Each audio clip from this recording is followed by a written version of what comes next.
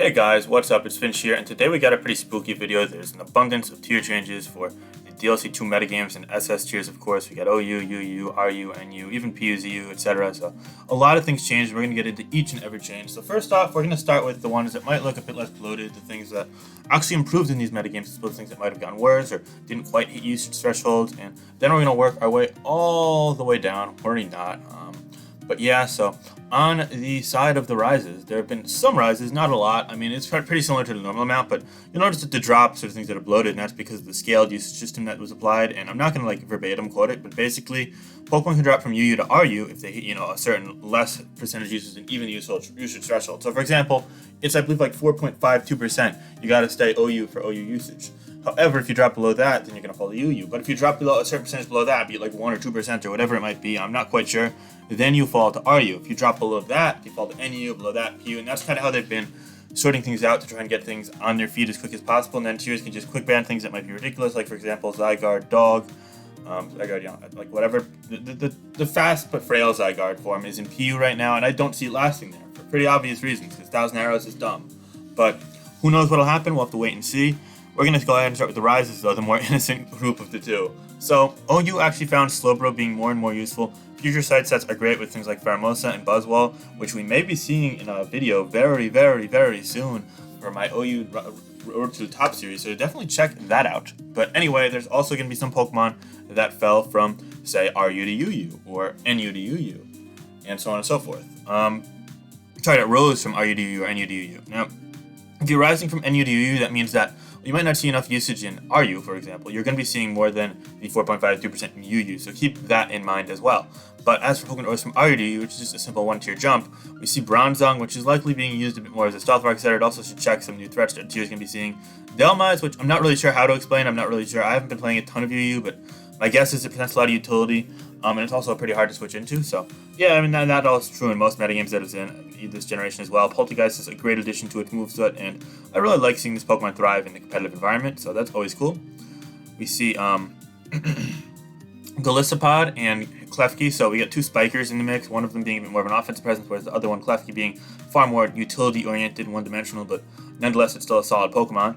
Umbreon and Heliolisk also rounded the list. We got a really nice special wall, something that's able to resist typings like Ghost and be immune to Psychic, which is cool. And Heliolisk, which is more of a kind of specially offensive pivot. It can run a boot set with, it actually ran a boot set with like Glare, Grass Knot, Full Switch, Hyper Voice, and RU. I imagine it could play similarly in UU, probably just see boots pivot sets, so that's nice coverage and a good speed tier, so that could go a long way, even if we see things like Umbreon and Dhelmise, definitely be able to keep it in check that we just see rising up. But yeah, I definitely see why that rose as well. Then there are also some other additions to UU from the NU tier, which is Frostlass and Malamar. Now, I have no clue why the hell Malamar rose.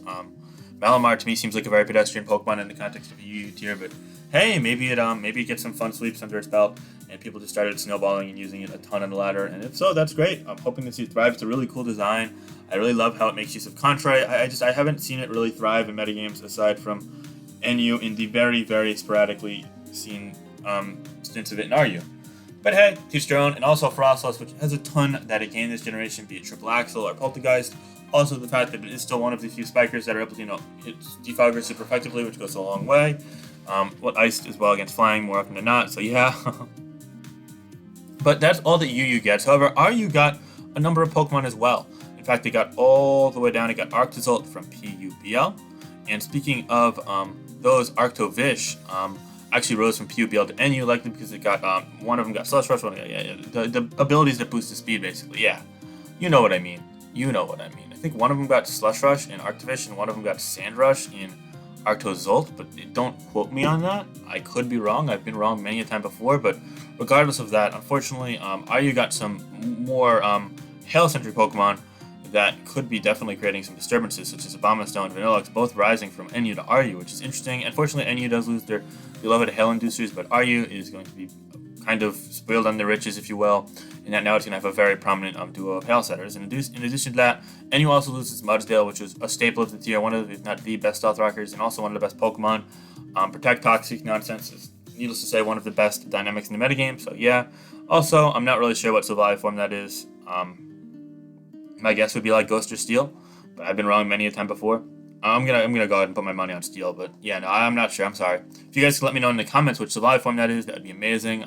We could always engage battle down there, and in general, I love talking with you guys in the comments. Of course, I feel like we have a great rapport going, and it's been really fun watching this channel grow. You guys have been my friends for a while now, and if you guys enjoy checking out the channel, feel free to check out my Twitter and Discord server as well. Ton of cool stuff going on there. So yeah, got a nice thriving community. Yeah, we're also going to see Snorlax rise from NUBL, where it got banned from NU recently to RU, which is cool. As for some other rises, unsurprisingly, Cramorant finally is going to come back from PU, where it was amazing, into NU, where it's still very good, one of the most common Pokemon. We're also going to see Trevenant rise from ZU to NU, because Trevenant has been thriving in the NU metagame recently. No surprise there. It's a really strong Pokemon, hard to switch into for even NU. I can't imagine how it would be in ZU or even PU, although I haven't seen it much in PU. We also are going to see Golbat rise from NFV to NU. ZUBL to PU is going to have Combustion with Speed Boost, of course. And last, but certainly not least, we're also going to see ZU to PU. We're going to see Gothitelle and Swoobat. Gothitelle, I don't know what it does with that Shadow Tag. I think it's like some random ability, like competitive. Maybe abuses Defog. And Swoobat, it's just got like the simple sleep bullcrap. It's completely cheesy, but it's fun to use, I'd say. So yeah, but that about does it for the prizes. And if you think that we are even close to halfway done despite going through all these, then you are very, very wrong.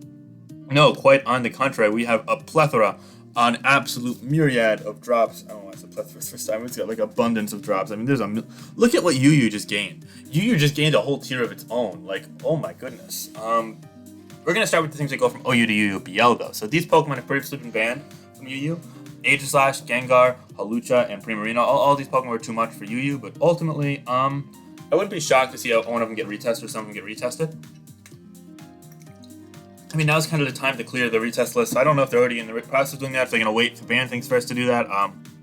But regardless, these Pokemon are far from the most outrageous. I mean, I'm going to skip a bunch here, and I'm going to get back to them. But some things I want to point out that you never thought would be UU. Buzzwole was actually, I think it was in and out of UU last year, so that's not that bad. Let's see here. Okay, here we go. We got Tapu Bulu, Tapu Lele, Thundurus T, Volcarona. Oh my god, Magnezone. Wow. All those Pokemon are UU now, guys. That's crazy. Wow, that's amazing. Of course, there are some other Pokemon. Hopefully, something I can keep it in check for the sake of you. I mean, imagine Volcarona and UU. I mean, okay, on this list there's Aerodactyl, Azumarill, Blacephalon, Crawdon, Entei, Hippowdon, I guess, Rotom Heat. Oh my god, Rotom Heat fell. All the things I can potentially keep it in check, so maybe it won't be the most broken thing, but wow. Volcarona and UU, guys. I mean, can you imagine after generations of just tormenting OU, and 5, 6, 7, and now 8, and now it's UU. I mean, that's just crazy. I still really respect it in OU too, despite Heatran being around. I don't think you should dismiss it this quickly. But I digress. I do digress. I think that, we're going to just go from the top, though. Aerodactyl, not really going to be good in UU either. I imagine it'll eventually fall to RU. Probably saw a little bit of usage from OU as a suicide lead. Probably see a little bit of usage from UU as a suicide lead. But any, like, choice band sets, it's kind of deterred, A, by not having Pursuit, and B, just by being weaker than most other things in the tier. So, yeah, I can't imagine that'll stay. Alakazam is, well, it's alright, I guess. It's going to be a strong special attacker. There's no Pursuit, so I imagine it'll be one of the better Pokemon in the tier. Amoonguss falling to UU after being such a prominent force in OU for so long is kind of funny. I'm glad Articuno Galar fell. It'll be nice to see if he could use competitive nicely in this tier, as it clearly was just overmatched in OU. Azelf could be a good suicide lead or a nasty pot attacker. I think it'll fall short to reach Alakazam's level, though. It'll probably only be used as a suicide lead with Stealth Rock and Taunt and Explosion and whatnot. Azumarill is going to be very good in UU. I can tell already. Belladrum looks amazing. Choice Band could be really good without Toxapex in this tier, although it did gain Amoonguss, so have to wait and see on that front. Even could run a Assault Vest or potentially a Sap Zipper set with Parry Song and Whirlpool as well. Blacephalon is just going to absolutely blow the mind of this tier, pun intended. I mean, very few things can switch into it. Maybe Como, Hydreigon. But nah, I mean, it's going to be short-lived, I'd have to imagine. I can't see Blacephalon staying in the tier forever. We've got Buzzwole and Celesteela. Wow. I mean, these two falling to UU is just crazy for me. Buzzwole is one of the best Pokemon in OU right now. It's able to check Zygarde, it's able to check Karen Black, it's able to check Kartana and Bulu, although I guess people aren't very high on Bulu because it fell. It's able to check Rillaboom. Oh my goodness. It's even able to live an Adamant, Life Orb, Flare Blitz from Blaziken after Stealth Rock if you run enough defense CVs, which is absolutely bizarre. I mean, that's crazy. And if you don't really want to run a defensive set, it's also super strong. Like, What on this list is wallowing? Close Combat plus Earthquake plus... You don't even need Ice Punch. You know, you can run like Lunge or whatever, Leech Life. You can run Roost, Bulk Up. I mean, it's got a wide array of Poison Jet for Fairies. Yeah, so I don't know. I mean, wouldn't be shocked to see Buzzwole being one of the more trendy Pokemon as well. Celesteela, which is going to be an absolute menace, be it offensively or defensively. It's got Leech Protect shenanigans, and also it's got a wide array of offensive options, all stemming from the ability to run Automize and having nice attacking stats on both sides of the spectrum. So yeah, Chronon falling back in the depths of UU is not shocking to me, but it'll be good there probably, even though it might be suppressed by things like Como and Hydreigon dropping as well. Cresselia could be good on like screens or Trick Room, or maybe just like low-key a few things, I guess. It definitely won't be overwhelmed as much as it was in OU, although in OU it was used a little bit to check things like Landorus Eye, so that's always cool. Diancie could be alright there. I think it gets like Iron Defense plus Body Press and Diamond's Drum to raise defense. It could be cool. It also has nice defensive checking to check things like Latias. So yeah, I'm kind of curious to see how it'll do. It has a nice natural bulk. Entei and Glastrier, I believe it's pronounced, also dropped. We got two kind of doggy, horsey kind of Pokemon that are Stealth Rock weak but very strong. Entei can be firing off Sacred Fires with heavy duty boots or choice bands, and Glastrier is super bulky and it's gonna also it's super hard. So I'm really interested to see how that'll fare. I think we might see Trick Room teamed with like Cresselia, Crawdaunt, Glastrier, Hatterene, Stakataka. Oh my god, everything for Trick Room's gonna be amazing. We're gonna have to ladder with UU Trick Room at some point. That'll be fun. But yeah, no, speaking of Trick Room, Hatterene is also around. It can Magic Bounce stuff. It's going to be a good sweeper as well. It's pretty strong. Nice special bulk. So yeah, that should be interesting. Hippowdon is going to be there. It's going to be a nice Stealth Rocker. It might fit in some more balanced teams for sure. Could fit in Sand if there's enough Sand Rush abuse, but I don't know if that'll be present in the tier. We have Hydreigon. Hydreigon is going to be solid, in my opinion. It'll be a very strong special attacker. It also has some nice resistances at making it check things like Crawdaunt lacking close combat, and potentially Blacephalon as well. Jirachi is back to the depths of UU, which is going to be crazy. It's always going to be one of the better Pokemon in UU when it is UU. So it'll be interesting to see how that fares there. We got Como-O and Kyurem alongside Latias. We got a trio of dragons joining the aforementioned Hydreigon. Because clearly UU just needed more and more dragons, because, you know, that's how it be sometimes. I'm just trying to think here. What else are we going to be seeing?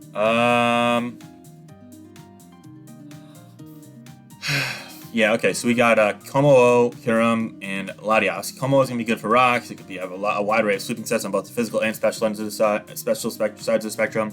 Kyurem could be good with Dragon Dance, could be good with Specs, could be good with Boots, you know, a ton of things it could do. And Latias is going to be a new kind of special side. It could also be a nice wall on the special defensive side, but it tends to favor more offensive sets, especially when there's no pursuit, I guess. So yeah, that's cool.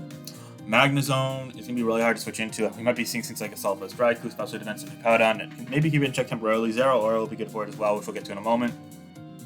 But on top of that, there's also going to be Metagross. It's going to be a good Steel type. It's going to start with Stealth Rock, be a hard hitter, you know. Definitely following in the shadow of Melmetal and OU, so it's unfortunate for it. And next up, we also have Mew, Moltres, Galar, Nidoking, Nihilego as the next four. Mew is going to be just good in a whole wide array of things. I don't know if it's going to have one defined niche, but it'll be good overall, if that makes sense. Yeah, and in addition to that, we're also going to have Moltres Galar, which is going to be a strong special attacker, but unfortunately it lacks Roost. It's going to be relying on Boots as well, so it'll probably just be like kind of like try and sweep and try and break, but not really have a ton of longevity. Without Chansey or Blissey this year, I think it might be better. I'm not actually sure where Chansey resides at. I think Chansey might be UU actually, so that could help keep it in check. I have to wait and see. There's also Nidoking, which can be great with Sheer Force. Nidoqueen fell to Ario. I was going to say, okay, that makes sense. Nihilego, it'll probably be alright. People have been using like Meteor Beam with it with Power Air, which is cool. It'll be a nice breaker. Omastar, Shell Smash Spikes, it won't be great, honestly. Skull Draiku will be cool. The Dragon Dare, I don't know how to pronounce it. Please tell me how to pronounce this. I honestly forget how to spell it, so I don't even know how to pronounce it. But basically, it has the Dragon Energy move, and if it goes first and has Choice Packs, it just completely kills everything that's not a Fairy type. But it's got super one-dimensional move pool. It's just like kind of like Regieleki. It's Regidrago. That's what you said. Regidrago or Regidrago. I don't know, but it's kind of a meme, but it's kind of cool. But there are enough fairies in the mix between Hatterene and Diancie and so on and so forth that it might be kind of contained. We also have the Tapus later, so we'll get to them. But yeah, no, Regigigas, which is eventually just going to fall all the way down if I had to guess. Registeel, which could be cool, could be not cool. I don't know. Maybe Lebanese Stealth Rock. We'll have to wait and see. We got the Rotom Heat and Salamance. Rotom Heat has been a long time OU staple, but it's kind of fallen out of favor with things like Zygarde taking over. Salamance hasn't really had much of a niche in OU, unfortunately. Scizor has been really good in OU for the last couple of months, but now it's fallen off. I actually think that Scizor might be okay with like physically defensive Rocky Helmet in OU, checking things like Melmetal, Kartana, Bulu, Rillaboom, etc. But honestly, it wishes it had like the bulk of Mega Scizor, and it can't really do that. So even then, it can get too acute by choice by Melmetal, and even then, it loses a ton of offensive presence. It's not able to break things like Talk Specs and most physical walls. So it's kind of fringe. Skarmory's back in UU, which is cool. It's going to be a nice blanket check to a lot of physical attackers. Smogon Galar, I don't really know what to make of it yet. I need to see it in action more, so it'll be cool. Stakataka is also going to be a strong Trick Room option. All just a strong attacker in general, even without Z moves. Next up, we got Suicune. It's going to be a nice sweeper. Pressure is going to be one of the most annoying Pokemon in UU. We got the grasses, Tangrowth, which is going to be a great Rocky Helmet or Assault Vest Pivot. It hasn't actually dropped to UU in a while, so it's cool to see it back in business here. And we also have Bulu and Lele. Bulu being, of course, the second of the grass duo. It's going to be a super strong nuke on the physical side, even if it doesn't get Grassy Glad. It's still Woodhammer from Choice Banded. It's really only be walled by like Skarmory, and maybe Metagross and Komodo, but even then, I mean, Play Rough can hit Komodo. It actually doesn't get, right. Oh, well, it's still going to be really strong. It'll still see some usage in the metagame, and I wouldn't be shocked to see it back in OU eventually, although Rillaboom is definitely better right now. Next up, there's Lele. It really shouldn't be in UU. It's going to be too strong. And that's really all I have to say. Even with all these steals, it'll find a way. Thundurus and Thundurus T are here, and without Hidden Power Ice, they're definitely hurting a ton alongside Raikou. I think the lot should be okay in UU, honestly. Even with Boots and Nasty Plot in the coverage they have, you really wish it has ice moves. It should be walled by enough things, or at least checked by enough things. Togekiss is going to be a complete pain in the ass, even with all these electrics. Toxtricity, honestly, might stay in UU for a while, so being so ridiculously strong and having options like Drain Punch to potentially punish Chansey. If only because there are so many other electric types that we just alluded to, alongside Zeraora, which we're going to get to in a second.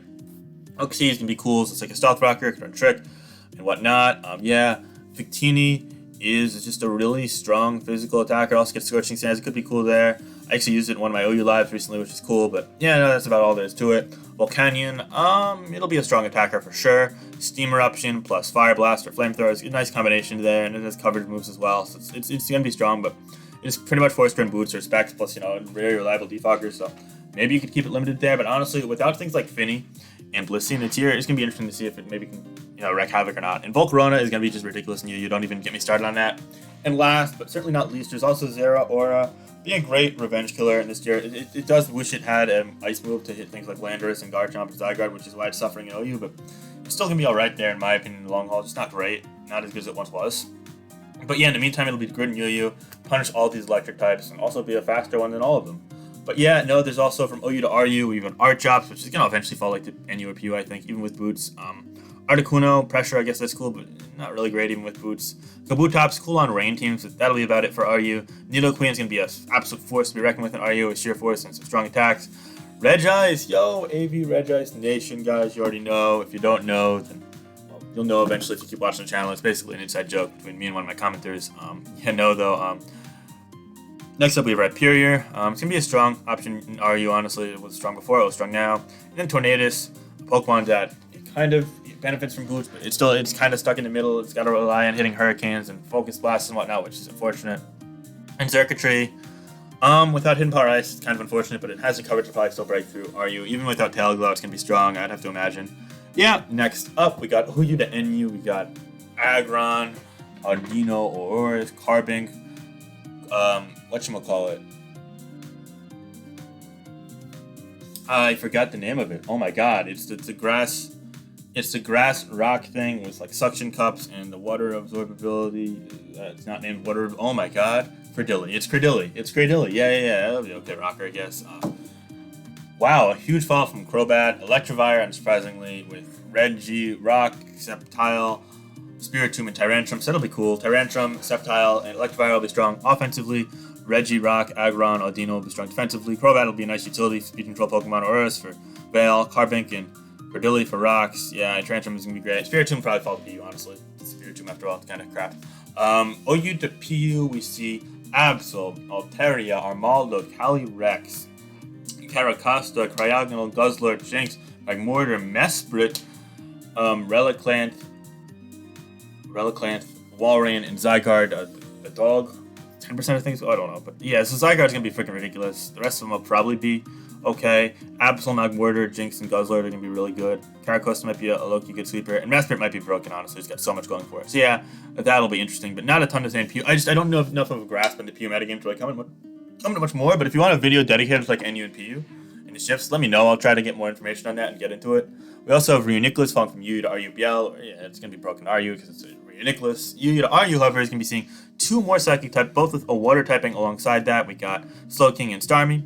RU to NUBL Portagon 2 because it's way too fat for NU sometimes. NU is also beginning a nice gang here. We got Centiskorch, Claydol.